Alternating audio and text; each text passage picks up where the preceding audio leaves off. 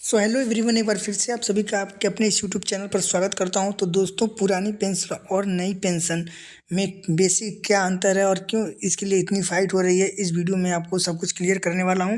तो वीडियो के अंत तक बने रहिए, क्योंकि पुरानी पेंशन में जितने भी फायदे थे, नई पेंशन में वो सब फायदे बिल्कुल भी नहीं है, मतलब जीरो के बराबर है।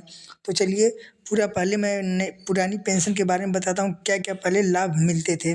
तो चलिए वीडियो को शुरू करते हैं। तो यहाँ पे आप देख सकते हो, एक साइड पुरानी पेंशन है और एक साइड नई पेंशन है। तो यहाँ पे पहले पुरानी पेंशन में कह रहा है, इस स्कीम में रिटायरमेंट के समय कर्मचारी के वेतन की आधी राशि पेंशन के रूप में दी जाती है। मतलब कि अगर आपका बेसिक 40,000 था तो उसका आधा मतलब 20,000 आपको पेंशन के रूप में भी दिया जाता था और प्लस डीए भी मिलता था।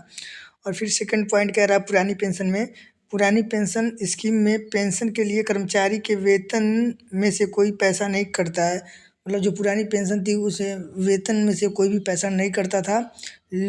और आगे फिर देखते हैं आगे क्या करा। थर्ड पॉइंट ये है कि पुरानी पेंशन स्कीम में भुगतान सरकार के राजकोष से होता था। मतलब सरकार जो पुरानी पेंशन थी वो अपने राजकोष से देती थी। फिर फोर्थ है कि इस स्कीम में 20 लाख रुपए तक ग्रेजुएटी की रकम मिलती थी।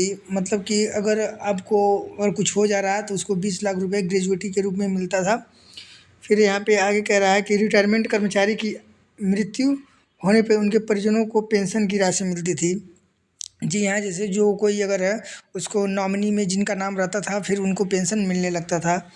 फिर आगे कह रहा है कि पुरानी पेंशन स्कीम में जनरल प्रोविडेंट फंड का प्रावधान है।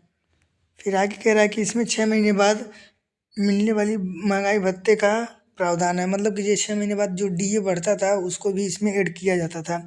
फिर नई पेंशन स्कीम जो एनपीएस है, इसमें देखिए क्या क्या है।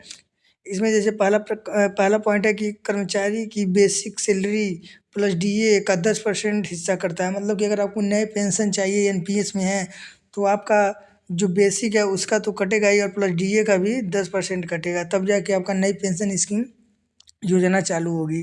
फिर आगे कह रहा है कि एनपीएस शेयर बाजार पर आधारित है, इसलिए यह सुरक्षित नहीं है। मतलब कि एनपीएस आपको कब मिलेगा, वो जो पैसा रहता है उसको सरकार शेयर मार्केट पे लगाती है, तब जाके वो एनपीएस रकम के रूप में मतलब जो पेंशन के रूप में मिलता है।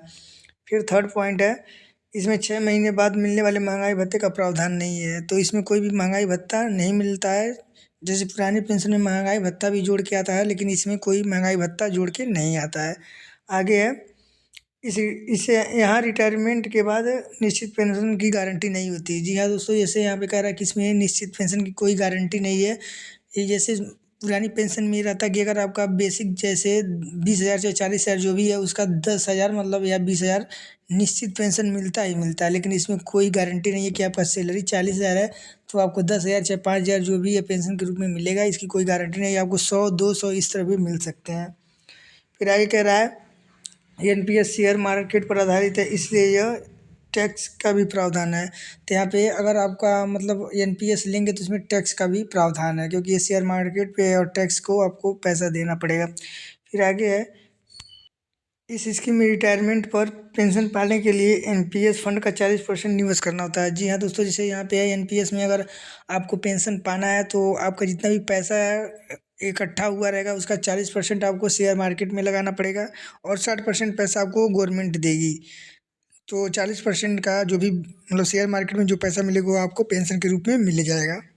तो ये रहा एनपीएस और ओपीएस में अंतर। जो मेरे हिसाब से एनपीएस जो है बहुत ही बेकार सिस्टम है।